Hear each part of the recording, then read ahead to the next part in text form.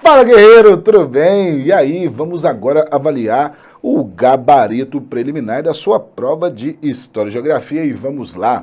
Você que acompanhou a nossa revisão de véspera, acompanhou seu curso, você certamente ficou à vontade para resolver.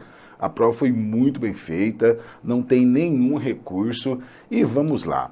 Enquanto a Revolução Industrial Britânica constituiu a economia mundial no século XIX, verdade, a Revolução Francesa formou a política e ideologia desse século, ao fornecer ao mundo temas da política liberal e radical democrática.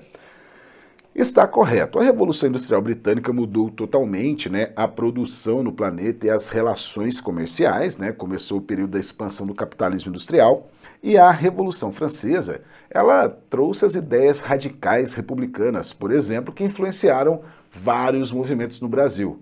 Entre eles, a Revolução Pernambucana de 1817, que a Comarca de Alagoas não participou, e aí Dom João VI emancipou em 1820.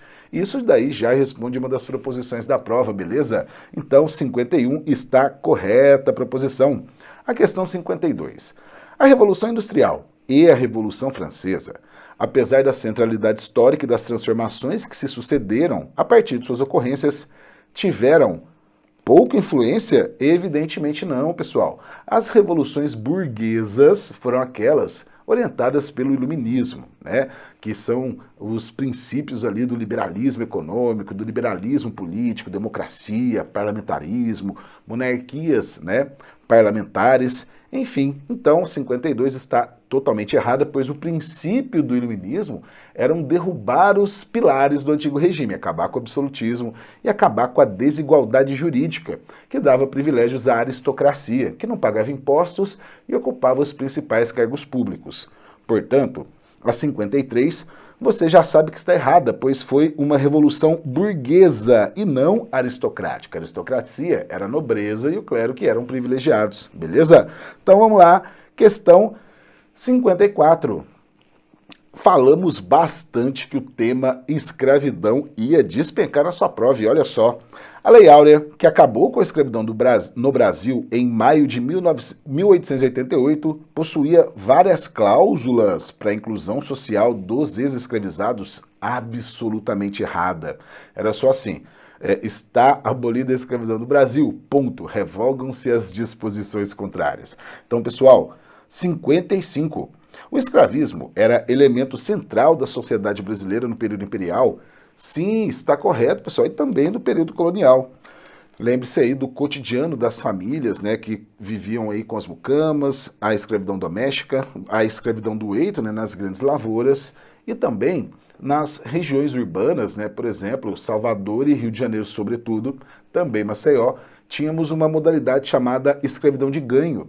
Eram escravizados dentro da cidade que praticavam comércio, e aí combinavam uma taxa com o dono para comprar a alforria, beleza? Então 55 está correta.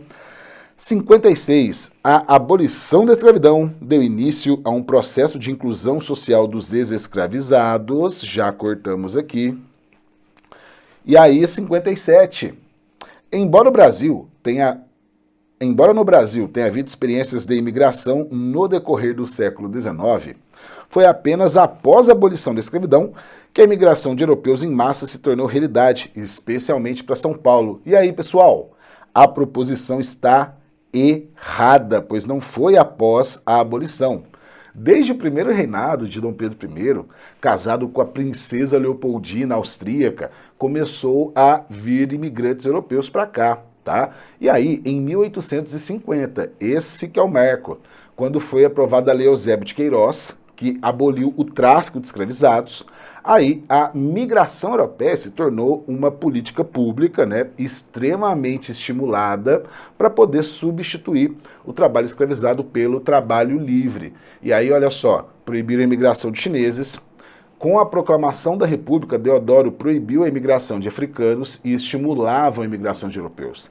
Isso é um impacto das políticas baseadas no darwinismo social e a chamada doutrina, do branqueamento, teoria do branqueamento, beleza? Então, olha só, 57 errada, questão 58.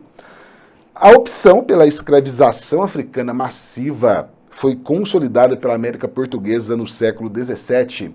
Pessoal, olha só, essa proposição aqui, tá? Creio que a banca não vai fazer pegadinhas, porque o século XVII, sim, foi consolidada. Mas, olha só, considerando correta no gabarito preliminar, não vejo nenhuma possibilidade aqui de recurso, mas olha só, quando que começou a escravização africana de fato aqui no Brasil? O primeiro lote de escravizados chegou em 1534, tá? Então os primeiros engenhos, por exemplo, o primeiro engenho de Duarte da Costa, né, em Olinda, ele funcionou com o quê? Os negros da terra, que era o nome dado para os indígenas escravizados, tá? Então, a escravização dos africanos foi ao longo de todo o século XVI e podemos falar que se consolidou enquanto principal opção? Sim, tá?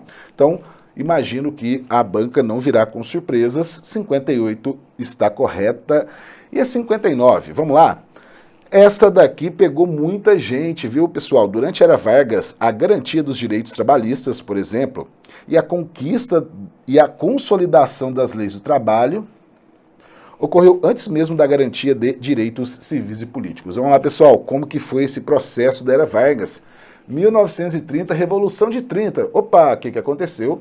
Tirou São Paulo do primeiro plano, assumiu o poder, rasgou a Constituição, né, dissolveu a Constituição da República, demitiu todos os governadores e indicou os seus interventores. E também fechou o Congresso e governou por decretos, proibiu também os partidos políticos, ficou tudo suspenso, né? Então, em 34 foi promulgada a Constituição, né, que era democrática, que vigorou de 34 até 37, que foi o ano do golpe do Estado Novo. E aí foi uma ditadura com inspiração nos governos totalitários europeus. Então, olha, até 45, ditadura do Estado Novo, fechou? Então, olha só, durante a Era Vargas, a CLT é de que ano? 1932, logo que ele chegou no poder, ele criou o Ministério do Trabalho e começou a pensar o tema. E as leis trabalhistas se tornaram constitucionais em 34, mas a CLT é de 32. Então, nesse momento, como estavam proibidas, né, eleições, partidos, enfim, está correta a proposição 59, pegou muita gente. E a 60? O Estado Novo foi instaurado no Brasil em 1937, sim, por meio de um golpe de Estado que fechou o Congresso Nacional, sim, e outorgou e impôs uma nova Constituição ao Brasil, sim, está correto. Inclusive, né, ela foi apelidada de A Polaca, por ser inspirada na Constituição fascista da Polônia. Então, a 61, vamos lá. Com a entrada do Brasil na Segunda Guerra Mundial, o governo de Getúlio Vargas buscou apoio nas classes trabalhadoras e assim foi abolido o autoritarismo e o governo foi diminuindo o controle político e social errado. A redemocratização foi com o final da Segunda Guerra, o retorno dos pracinhas, né? Vargas foi pressionado a renunciar e a não se candidatar nas próximas eleições, beleza? Então, a 62 agora. Os anos de vigência do Estado Novo se caracterizam como um período coeso e bastante homogêneo, quando o controle estatal adentrava todos os campos políticos, sociais, sociais, políticos e econômicos. Pessoal, essa daqui pode dar alguma divergência, mas até agora não vejo nenhum questionamento e sim, está correto. Quando você fala que é um período razoavelmente coeso e homogêneo, pode dar uma discussão, tá? Pode dar uma discussão. Mas no plano geral, se você pensar a política materializada por Vargas, né, e que foi um período com razoável coesão política, uma razoável estabilidade, não tem nada que desabone aqui, então está correto, beleza? O campo estatal adentrava todos os campos sociais, políticos e econômicos. Aqui é basicamente a ideia de governos totalitários, o modelo que Vargas se inspirava, né? Ou seja, governos que não só administram e governam o que é público, mas também estão profundamente preocupados com a tua vida privada, tá? Então, 62, correta, e vamos lá. 63, nós já mencionamos a resposta, e olha só, a emancipação política de Alagoas, em 1817, ocorreu a partir de uma conspiração contra o governo português, por meio do qual a capitania imediatamente se desvinculou da metrópole errado. 1817 foi a Revolução Pernambucana. A comarca de Alagoas não participou e foi, emancipada como prêmio pela lealdade, a Dom João VI. 64.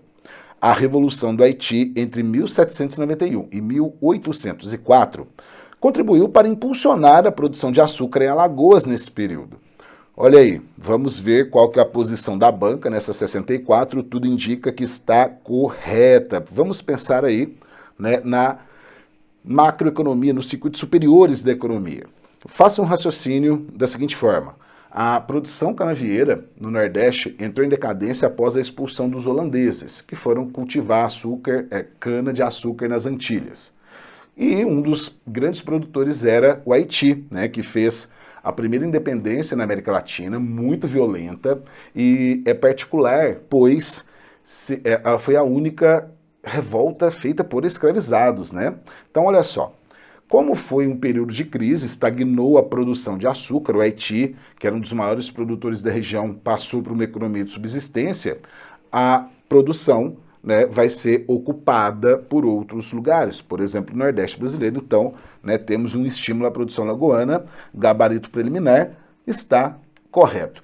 A não ser que a banca apareça com algum estudo muito específico que corrobore aqui para questionar essa tese, 64 está ok. E a nossa última proposição, docinho, Alguns problemas sociais que assolam o território alagoano atualmente têm relação com seu passado escravista, monocultor e latifundiário. Pessoal, extremamente correto, evidente, um dos grandes assuntos que foram discutidos ao longo dos anos de 2019, 20, 21 foi o racismo estrutural, tá? Então, já ajuda a marcarmos a questão correta. E é isso aí. Pessoal, muitíssimo obrigado pela sua atenção, pela sua participação. Espero que você tenha tido um resultado fantástico, tá? Então, é isso aí. Um grande abraço, bons estudos, guerreiro estratégico, e foco no sucesso. Até mais!